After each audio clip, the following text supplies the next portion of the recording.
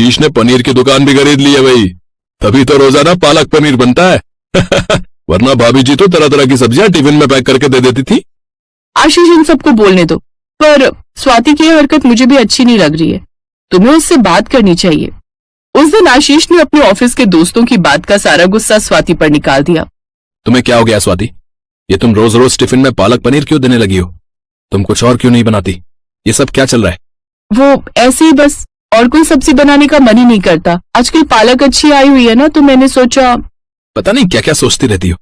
मुझे तो लग रहा है तुम्हारा दिमाग खराब हो गया है। मुझे कल दूसरी सब्जी बनाकर देना, वरना मैं दोपहर का खाना नहीं खाऊंगा। अगले दिन आशीष ने सोचा कि शायद स्वाति आज टिफिन में कुछ नया देगी, पर जैसे ही आशीष ने टिफिन खोला, फिर से वही पालक पनीर उसने टिफिन में देखा। अब तो आशीष का चेहरा गुस्से से लाल हो गया। उसने जल्दी से टिफिन बंद किया और बैग में छुपा कर रख दिया। दोस्तों को उसने बहाना कर दिया कि वो आज टिफिन नहीं लाया है क्योंकि स्वाति की तबीयत ठीक नहीं है। रोजाना ही स्वाति टिफिन में पालक पनीर देने लगी, तो आशीष ने दोपहर में टिफिन खोलना बंद कर दिया। रात को जब स्वाति टिफिन देखती तो खाना वैसे का वैसा ही दिखता। एक दिन स्वाति की सास जब फोन पर बात कर रही थी तो स्वाति के मुंह से बात निकल ही गई। स्वाति की सास समझ गई कि ये सब टीना का प्लान है। वक्त रहते अपनी बहू और बेटे के रिश्ते को बचाने के लिए सास को वापस घर आना ही पड़ा। स्वाति की सास ने स्वाति से फोन करवाकर बहाने से टीना को घर पर बुलवाया। उस समय आशीष भी घर पर था। स्वाति ने सास के जोर देने पर टीना वाली बात आशीष को बता दी। अब जब आशीष को बात पता चली तो वो टीना की तरफ गुस्से में देखने लगा। तू मेरे से पूछ रहा था ना कि मैं 1 महीने के लिए गई थी तो इतनी जल्दी वापस क्यों आई हूँ?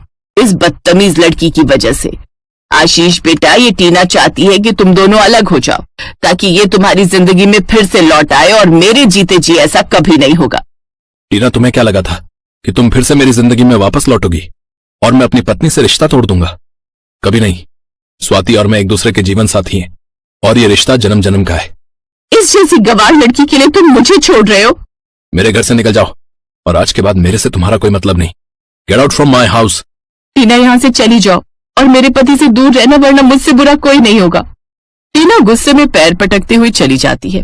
स्वाति और आशीष का रिश्ता फिर से ठीक हो जाता है। अगले दिन जब आशीष टिफिन खोलता है तो दोस्त वही पहले की तरह टिफिन पर टूट पड़ते हैं।